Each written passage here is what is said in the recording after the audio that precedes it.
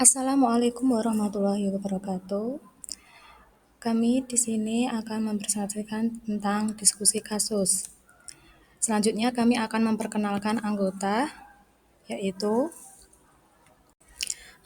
anggota kami yaitu terdiri dari satu Diki Mai Antoni, yang kedua Evi Nur Azizatun Muniroh, yang ketiga Fadilah Cahyaningrum. Kasus 1, masalah yaitu peserta didik belum bisa untuk menentukan mean atau nilai rata-rata dari sebuah soal. Upaya yang digunakan yaitu nomor 1, guru mencoba untuk membuat urutan atau langkah-langkah yang perlu diikuti oleh peserta didik agar dapat mencari nilai rata-rata pada sebuah soal. Yang kedua, guru memberikan pelatihan soal-soal terkait nilai rata-rata dari yang tingkat mudah ke tingkat yang lebih sulit. Hasilnya, peserta didik mampu untuk menentukan nilai rata-rata atau mean dari sebuah soal dengan langkah pengerjaan yang sudah diberikan oleh guru. Kemudian, untuk menentukan hasil yang sesuai, peserta didik diminta untuk mencoba mengerjakan soal kembali tanpa melihat langkah-langkah yang sudah diberikan oleh guru dan peserta didik mampu untuk mengerjakannya.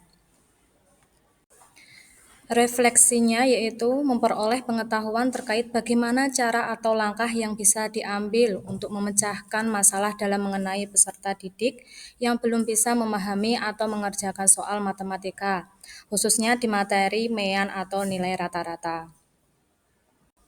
Kasus 2, yaitu masalahnya peserta didik belum paham tentang teks deskripsi. Upayanya yaitu memberikan beberapa contoh teks deskripsi yang menceritakan bangunan-bangunan pencakar langit yang ada di ibu kota. Yang kedua, memberikan contoh teks deskripsi tentang pantai dan makanan khas di Bali dalam proses pembelajaran yang sangat tepat dan sesuai. Made menggunakan proses revelasi dengan lingkungan siswa. Hasilnya, pemilihan metode yang dilakukan Made sangat relevan dengan tempat di mana dia mengajar, yaitu Bali.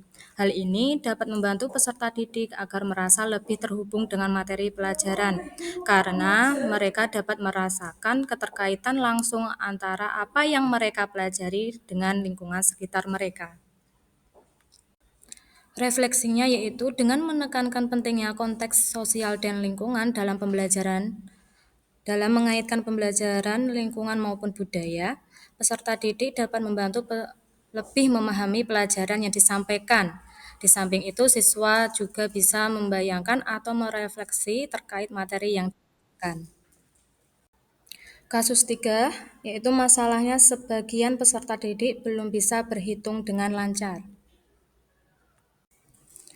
Upayanya yaitu nomor 1, menerapkan pendekatan bermain ketika pembelajaran dengan menggunakan metode bermain.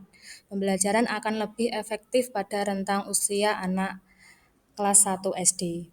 Yang kedua, mengaitkan materi yang relevan dengan pengalaman sehari-hari agar peserta didik dapat merefleksikan pembelajaran sehingga mudah dipahami oleh mereka.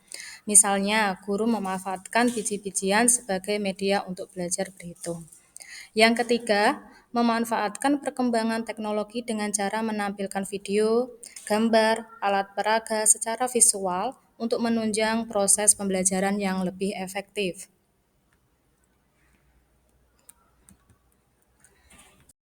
Hasilnya yaitu dengan upaya pembelajaran yang dilakukan di atas, menurut kami, siswa dapat lebih mudah memahami materi tentang perhitungan dan bisa berhitung dengan baik dan lancar mengingat upaya pembelajaran tersebut dilakukan dengan inovatif serta interaktif.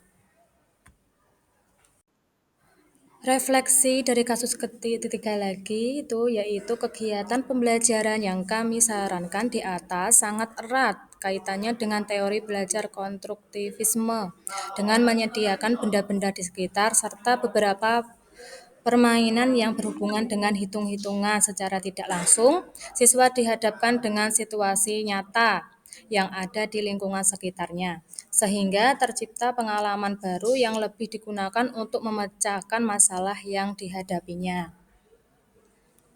Terima kasih. Sekian presentasi dari kelompok kami. Apabila ada kesalahan dalam berkata, mohon maaf. Wassalamualaikum warahmatullahi wabarakatuh.